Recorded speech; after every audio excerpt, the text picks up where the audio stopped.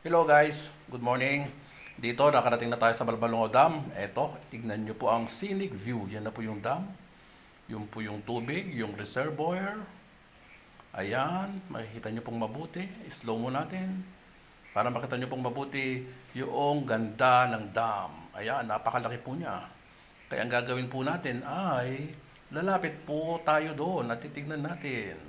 Yan, ayan, lumapit na po tayo. Yan, nakikita po natin, medyo malalim. Sa kaliwa naman po. Yan, naglalakad po tayo hanggang sa kaliwa. Yan, dire-diretso lang po. Actually, hindi yan dire-diretso.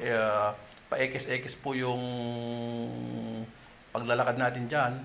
Pero hindi po dahil sa lasing tayo Kung hindi, dahil po sa makita natin yung kaliwat kanan. Yan, ng mga view sa Balbalongo Dam. Yan po siya.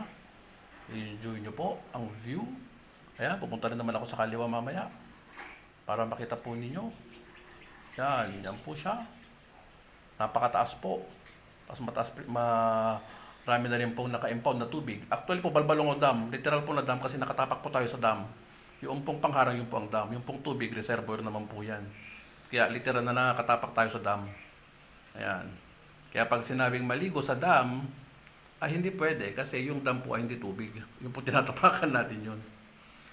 Manapasabihin nila maligo sa reservoir. Ayun, dun po yun. Ayan. Yan po.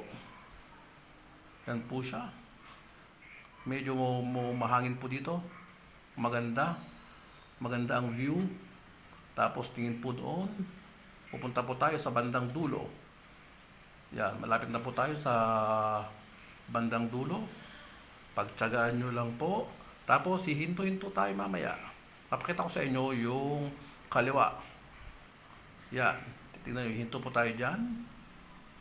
Dyan sa bandar yan. Sa may hawakan. Nakala ko po pwedeng bumaba sa hawakan Ayan, kaya lang may harang pala. Tinitignan ko kung pwede akong bumaba bababa sana ako. Kaya lang baka magalit yung niya sa akin. Titingin po ako na madadaanan. Kaya lang wala, hindi po pwede.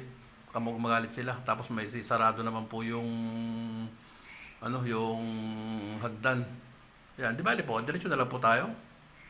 Bababa po tayo dun mamaya-maya. Pero dadaan po tayo sa tamang daanan. Ayan. Yan po, malapit na po tayo sa kanyang roundabout. Roundabout ba yan? Ay, hindi pala. Dulo pala yan. Pabilog nga lang. Ayan. Ganda po yung kanyang dulo. Ayan po. Ayan, gusto ko sana bumaba dyan, kaya lang, hindi, mahirap madulas. Mataas. Yun po yung kuha. Yan po yung anggulo niya dyan pag nasa dulo po kayo. Gusto ko man sana bumaba, kaya lang mataas baka madulas ako dyan ayan. Yan po. Yan, enjoy lang po ninyo ang ating walkthrough.